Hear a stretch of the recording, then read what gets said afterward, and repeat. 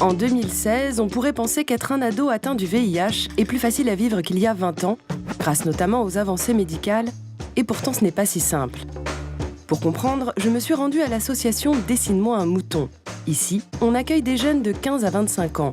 Des professionnels sont là pour leur offrir du temps de parole, mais aussi des moments de jeu ou encore des activités centrées sur le corps. Et l'ambiance est plutôt chaleureuse. Pourtant, derrière une apparente décontraction, le constat de la directrice est amer. Le problème, c'est qu'on a l'impression qu'on est effectivement au même niveau qu'il y a 30 ans et qu'on a l'impression que le VIH, ça y est, c'est une maladie comme les autres et que c'est une maladie chronique. Donc effectivement, on sait qu'il y a des traitements, qu'on peut vivre avec. Et paradoxalement, les gens se protègent moins. Donc on a une recrudescence actuellement. Un des gros enjeux actuellement sur le VIH et en étant jeune, c'est quand même, et ça reste malheureusement, la stigmatisation et le regard de l'autre. Et on le voit bien, nous, tous les jeunes chez nous ne veulent pas le dire. Et pour preuve, trouver un ado qui accepte de témoigner à visage découvert est mission impossible. Cette jeune fille, qu'on appellera Sarah, a bien voulu nous parler, mais de façon anonyme. Son histoire avec le VIH commence dès sa naissance, mais elle ne l'apprendra qu'à 14 ans de la bouche de son médecin. Jusque-là, elle pensait qu'elle allait à l'hôpital depuis son enfance pour un problème au rein. Une maladie qui n'était en fait qu'une conséquence du virus.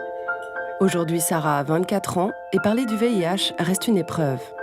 L'interview se fera en présence d'une des psys du centre. Quand je l'ai su, je me suis sentie seule. Je me suis dit, mais pourquoi moi, quoi. Bon, moi, je l'ai pas accepté tout de suite. Mais, tu manifestais comment, le fait que tu n'acceptes pas ? Par le refus de prendre le traitement, le fait de refouler, d'oublier, même si au fond de nous, on sait qu'on a ça, d'oublier qu'en fait, on veut vivre comme tout le monde. On se dit que... Tout en te mettant vraiment en danger, voilà, si tu arrêtes de prendre ton traitement. Tout à fait. Je suis humain, je veux vivre mon histoire et le fait que j'ai ça, non, t'es pas comme les autres.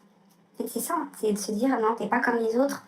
T'as cette maladie, là, c'est comme les étiquettes qu'on colle à la peau, quoi. Enfin, on n'est pas le VIH. Je le dis, on le dit pas à tout le monde, on a toujours peur qu'on se fasse rejeter. C'est sexuellement transmissible, c'est intime, c'est personnel. Tu as déjà été confrontée à des réactions très violentes ? Oui.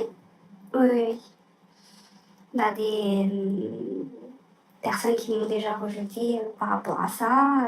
Des petits copains qui ont pu te rejeter ? Oui. Avoir peur ou avoir des réactions Oui.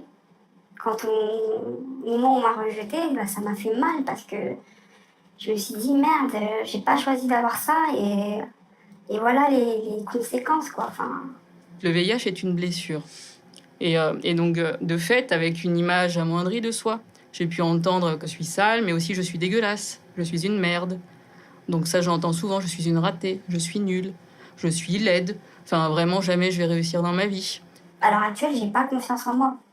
Je suis tout le temps en train de me critiquer intérieurement, de me comparer aux autres, de pas être satisfaite de ce que j'ai fait. Même si tout le monde va me dire, c'est bien ce que tu as fait. Pourquoi ? Parce que je veux pas avoir... je veux pas qu'on ait pitié de moi et qu'on se dise, oh la pauvre, elle est malade. Et du coup, je donne. Pour pas qu'on voit que j'ai une faiblesse, en fait. Ouais. Même simplement, on est fatigué de donner. C'est une lutte permanente. Pourtant, aujourd'hui, Sarah a un petit copain avec lequel elle vit, un appartement, et elle est diplômée en relations commerciales. La seule chose qui lui manque vraiment, c'est de voir disparaître les préjugés sur le VIH dans le regard de l'autre.